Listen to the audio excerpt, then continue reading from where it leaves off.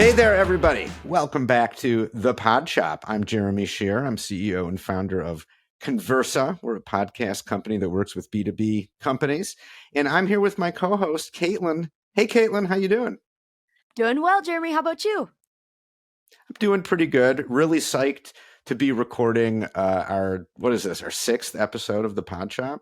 Yeah. We're making good headway. This train is on a roll. So first of all, listeners, watchers, thanks as always for tuning in and for coming back and enjoying more of our content.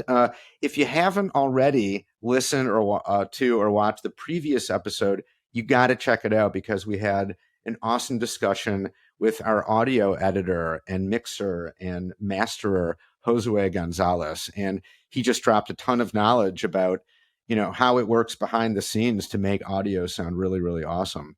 So definitely check that out. But in this episode, we're going to continue pulling back the curtain on how we make podcasts come to life. And we have with us Liv Snyder, our fantastic video editor and producer, and the newest member of the Conversa team. So, Liv, welcome. Thank you.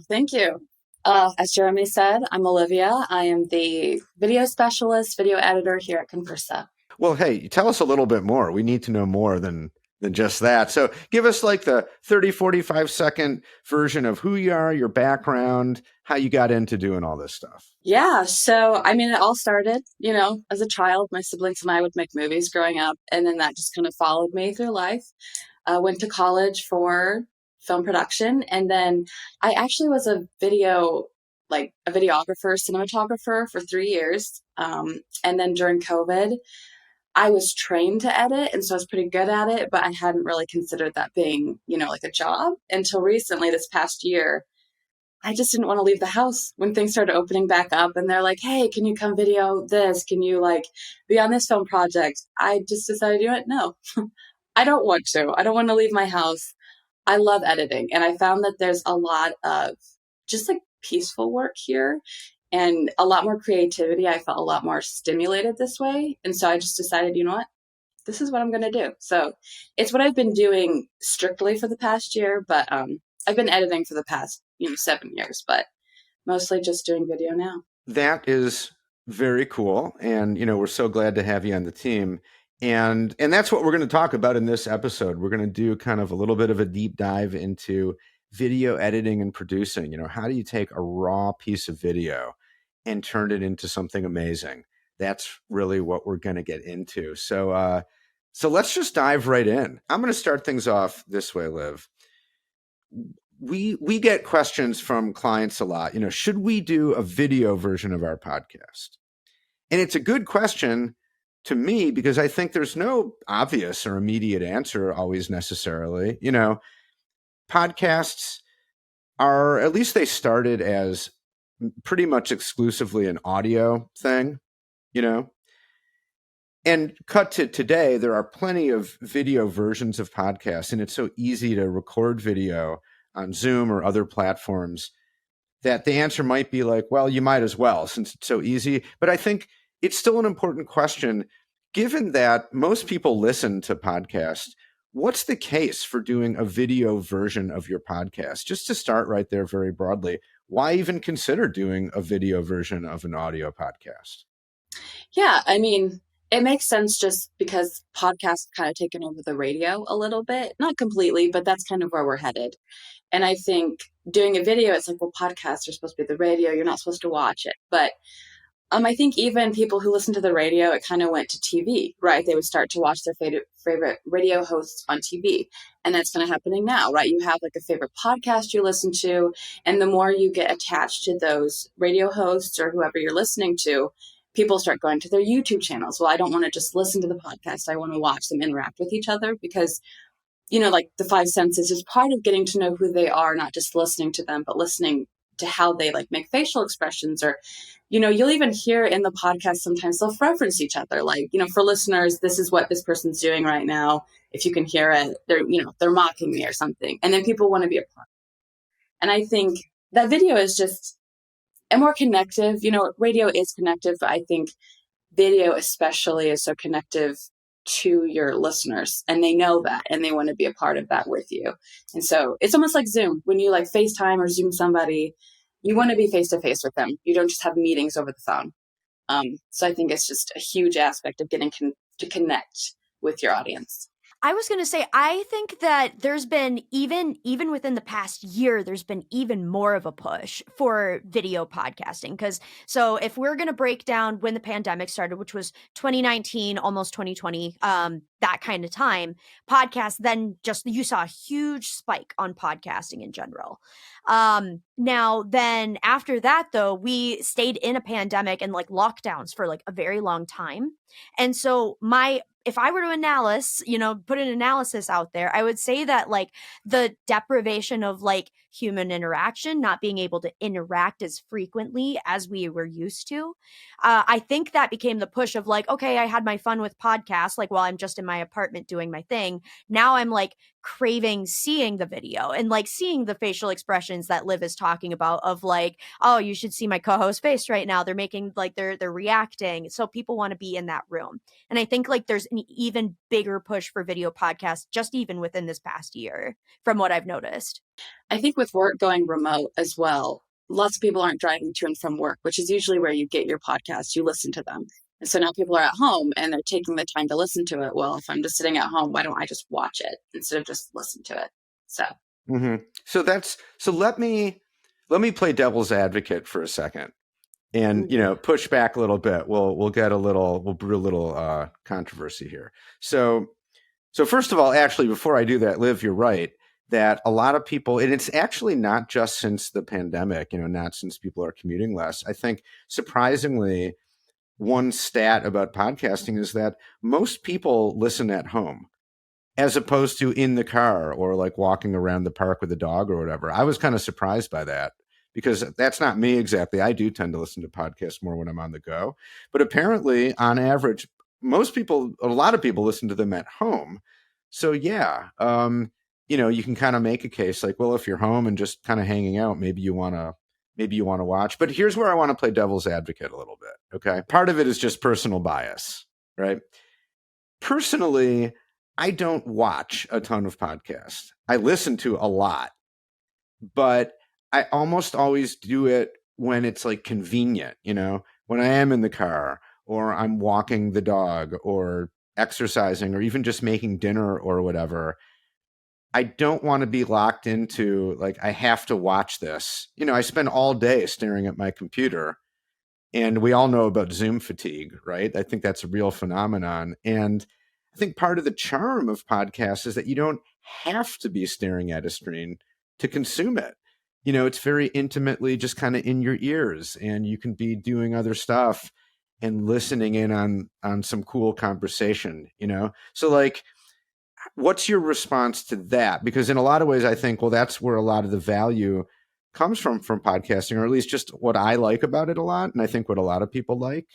My point not being like, therefore video sucks or it has no value, but I'm just pushing back a little bit on what you were saying about, well, the video is more engaging and connective. I mean, is it more engaging or is it maybe just engaging in a different way for different sets of people? Well, I mean, I think it depends on the person because I'm going to be honest with you. I don't watch my podcasts either.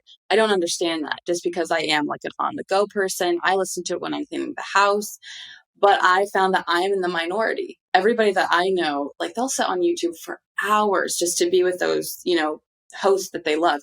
I've watched them sit for like a 2-hour video watching their hosts open gifts that like people send to them. I think that's wild. I'm like, I would never do that. But I think it is that you sit and you listen to them and you get so connected to them. They feel like you're friends. So it's almost not even like a Zoom interaction where you're like watching somebody. It's like getting to sit with your friends and get to watch them and listen to them talk.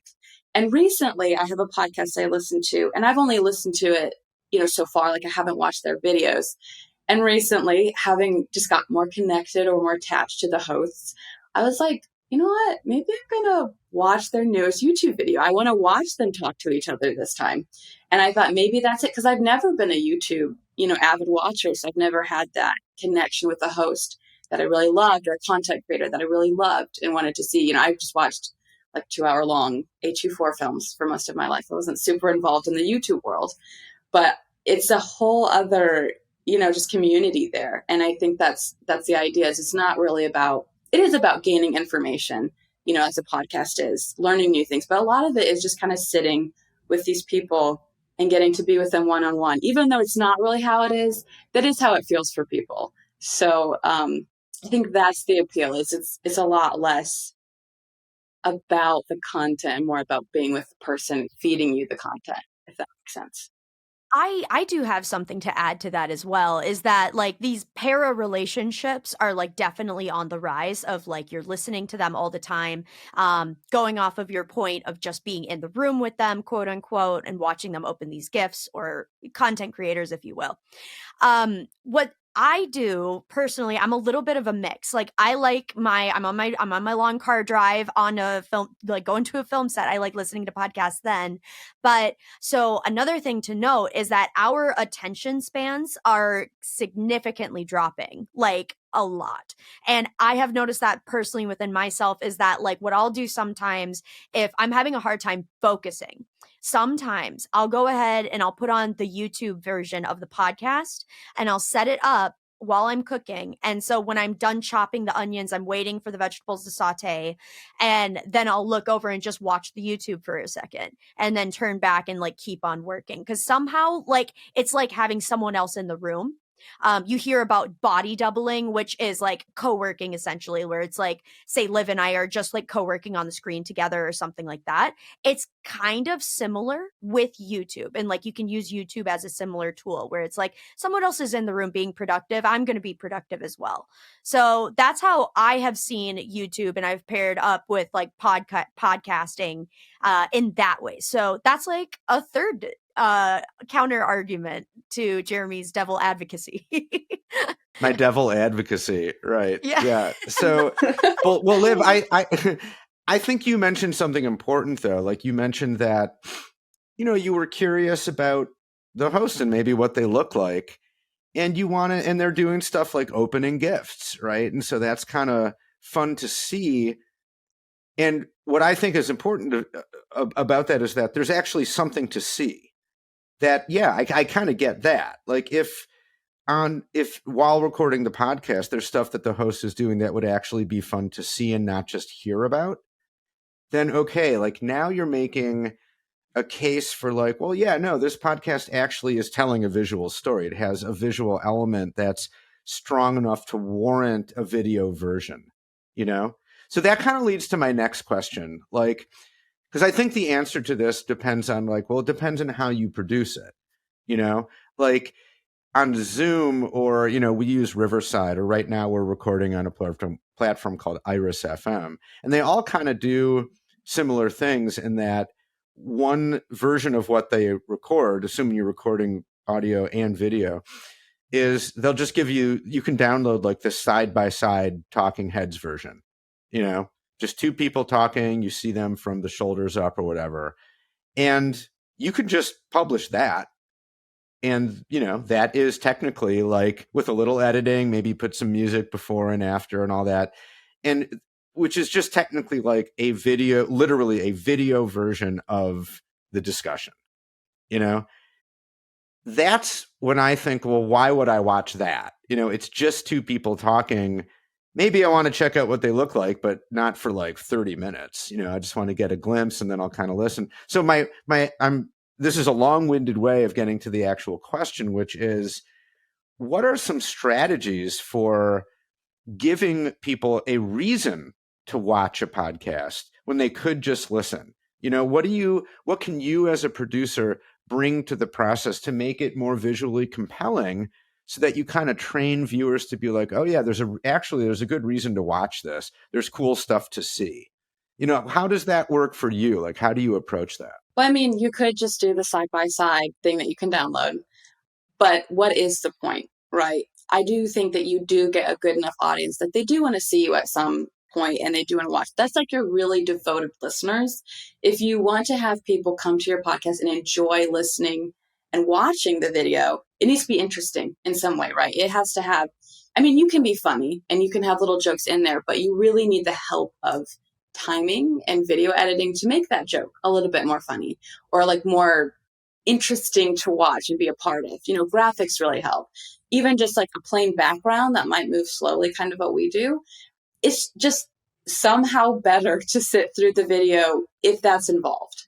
And again, you can just do the side by side, but I don't really think people are going to sit and watch that. There's no point. Like, why would you even bother taking a video if it's going to be so boring, right? If you watch any content creator, any podcast, they all edit to some extent, and they'll do weird, like funny little zoom ins and stuff like that. They do heavy editing in their videos every time.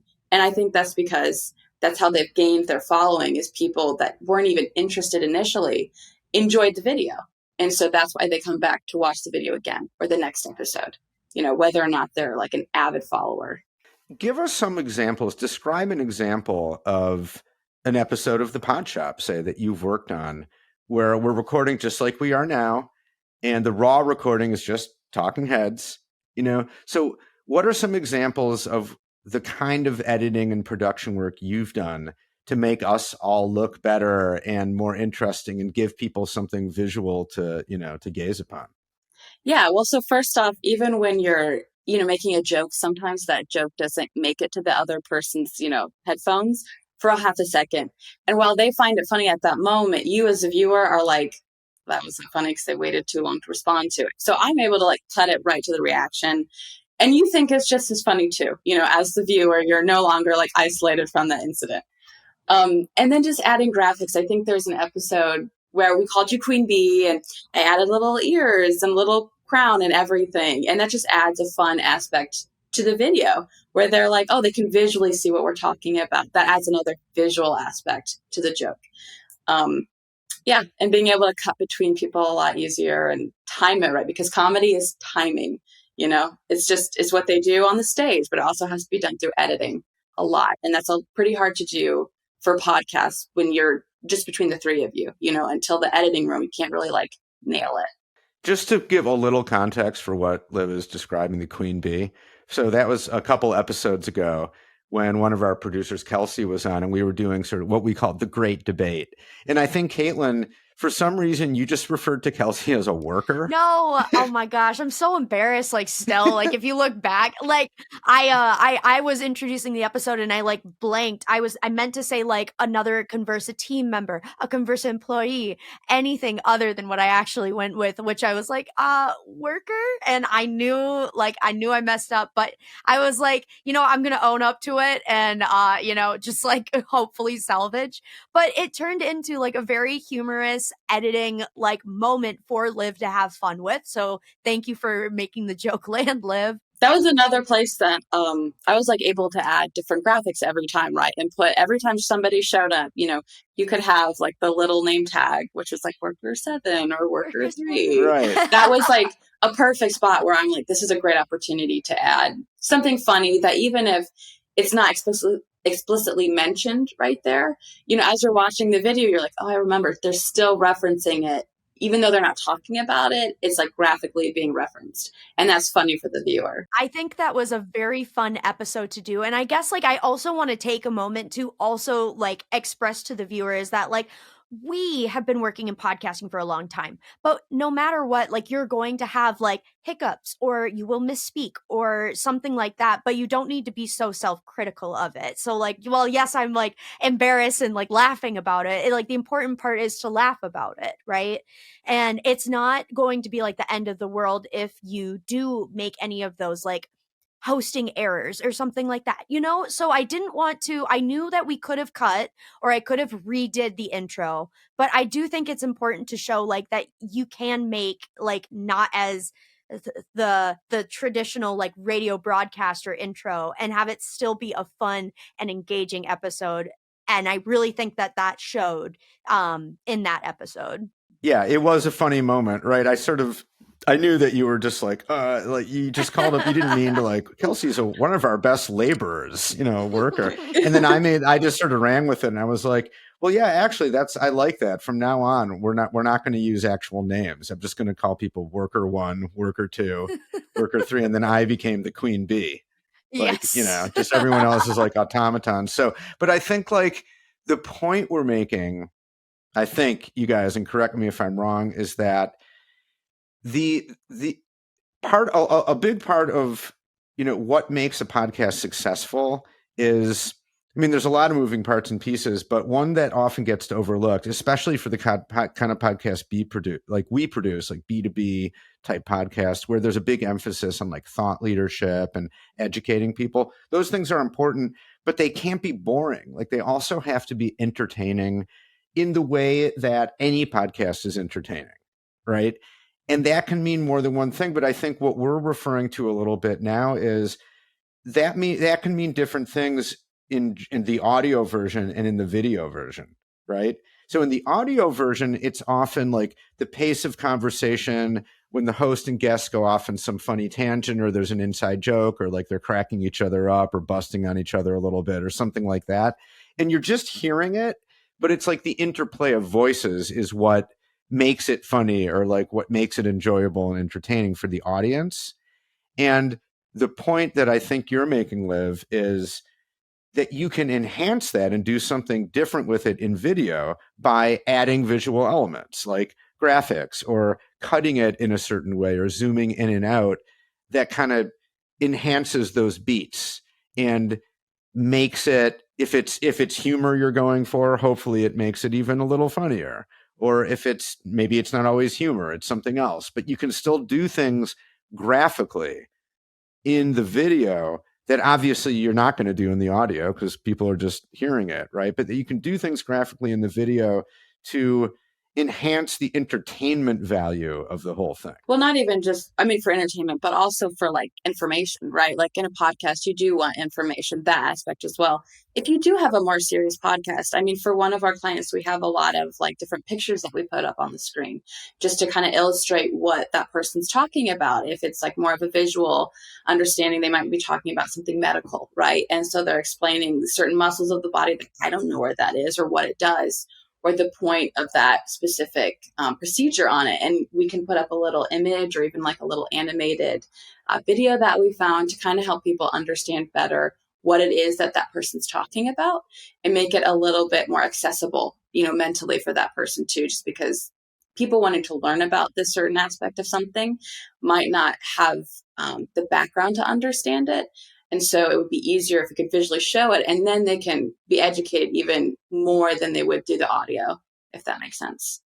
Yeah, no, of course. Right. And so entertaining isn't the only thing you're doing on a podcast, especially the kind that we produce. There is a strong educational element usually. And when it makes sense, it can really help to, put a picture, an image or a visual up there to help kind of illustrate or describe what the what the host is talking about. Caitlin, what are your thoughts on this? Well, I've got a question for Liv. So we're talking about even transitions are so important to keep the reader engaged, because some of these podcasts are, I'm not reader, but these listeners and watchers. So like some podcasts can be about like 45 minutes long. Would you say that you use like a healthy amount of like infographics or to establish transitions or sectioning, breaking up the podcast of now we're going to talk about this and etc. I guess I also have that question for like sound effects. Do you use sound effects? Is that another way you can like signify transitions? It depends on the podcast, so it depends on also what the client wants. Sometimes they don't want anything, and sometimes they do want transitions of almost the same graphic, just a different picture every time. And so for the most part, especially if there's a breakup, or even when it comes to their speech, or they kind of fumble a little bit and I have nothing to like cut to kind of like get rid of that, I'll use an infographic of what they're saying. Just even sometimes elongate if there's a lot of different stutters in there, and just make it a long video that they can watch, make their dialogue seamless. So yeah, I do that a lot. And then for sound effects, that also depends. Some people hate sound effects. They think it's like corny or kind of cheesy, but if you have the right podcast, they love it. And that can be like a really fun aspect. And also you can do like little music or different, okay, we're moving on to this section, just to like almost have it in chapters. And sometimes that's easier for the watcher or the listener to be like, okay, I can stop here and come back to it. Or it's like, okay, now I know what we're going to be talking about.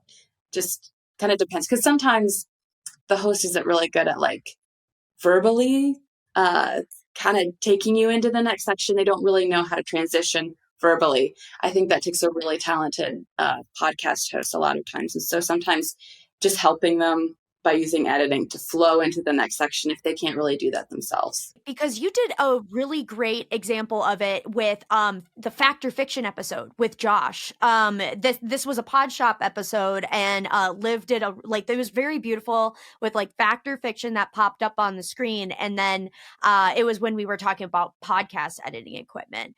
But I loved that, Liv. But Jeremy, what did you have to add on kind of like this topic? Yeah, that's an interesting point, Liv, about, transitions. And we could have a whole discussion just about that, the importance of transitions in really anything, just like in a piece of writing. You need good transitions from paragraph to paragraph, section to section. An audio podcast, you need good, smooth transitions from the intro to the main body of the show to the outro, all that stuff. And video too, of course. And, hopefully the host of a podcast, and I can say for like the ones we produce, we're definitely working pretty closely with our hosts to make sure that they know how to do that, But that being said, you can always improve. And that is where post-production work can really come in handy, right? If it's for the audio version, using musical cues to help transition or signify we're going from one section to another. And in the video, you might have music and a visual cue, some a fade in or fade out or whatever it is, whatever's going to enhance and add and make it more clear for the viewer or listener, and also just more interesting and kind of fun, like it to enhance the vibe and the energy of the whole thing. So that's a good point. Now, one other thing I wanted to ask you about is, so far we've been talking about full length versions of podcast episodes in video form. Another, I think, really strong reason to record video is for creating shorter video clips for promotion especially on social media. And so what are your thoughts on that? How do you approach making the shorter promo clips compared to producing the full-length episode? Is it pretty much the same process, or is it kind of a different way of going about that? I mean, it's a little bit different just because for a podcast, I have like half an hour to an hour, of content. So I don't really have to worry about what's in it. For the promos, I definitely have to find like the golden nuggets, but the golden nuggets that give enough information, but that aren't so seamed together that I can't cut it apart, or I'm not giving away all the information, because you want someone to see the promo and then think, I want to learn about that, or I want to listen to more of that, or that was funny. I kind of want to catch the tagline. And then they'll go to the whole clip to watch it themselves. So it's just it's a lot more searching and scrubbing through to find like what is going to catch the eye of someone. And then also there's a lot more graphics involved with it than I think just a regular full episode, just because it is a promo. It does have to catch the eye.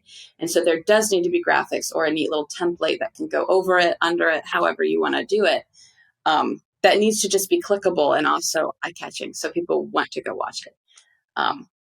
So there's a little bit more attention to detail. I think there's attention to detail in the whole episode. There's a lot more thought put into like, how is this going to capture the attention of someone, and just catching it over the scrubbing through Instagram or LinkedIn or whatever, because there is so much information already coming at them. So part of what I'm hearing is in the promo, you might layer on even more graphics. Sort of, it's a more condensed version, obviously, than the full video. And so you might do a kind of graphical treatment that you wouldn't necessarily do in the whole video, at least not throughout the whole video, but that makes sense to do for the promo. So much more we could talk about, but let's wrap things up a little bit. What's your main takeaway for our audience when it comes to video podcasting? We threw a lot of information at them, but if they, take away just one thing from this episode, what do you think that should be? Yeah, I'd say just to highly consider doing video for your podcast. Like we said, if you really want to connect your viewers in a way that they can't quite get through audio, it's almost like the five senses, like I said, where like they can hear you and that's a great aspect. But if they can't hear you and see you, that's going to connect them even more. And they're going to feel closer to you and feel more personal with you, like you are a friend. And that, I think, it's just going to add a lot more to your podcast. I think it's a great way to connect people. And I think just to draw them in for the long term, if you want them for the long ride, I think it's just really considerate, in my opinion. Well, Liv, thank you so much for taking the time to chat with us today. I feel like we learned a lot about enhancing video quality, how you can do that through entertainment, infographics, and all of this stuff. So thank you again so much, Liv. This has been a wonderful conversation. And with that, I think we're going to wrap things up. So without further ado, our socials are at Conversa Podcasting on all of our social media platforms. You can also schedule a call with us at conversa.com. And that's Conversa with 2 N's, by the way. And be sure to leave a 5-star review. And, if you're feeling extra giving, go ahead and leave a comment as well and tell us what you enjoyed about this episode. Thank you again, and we'll see you next time. Bye. Bye-bye.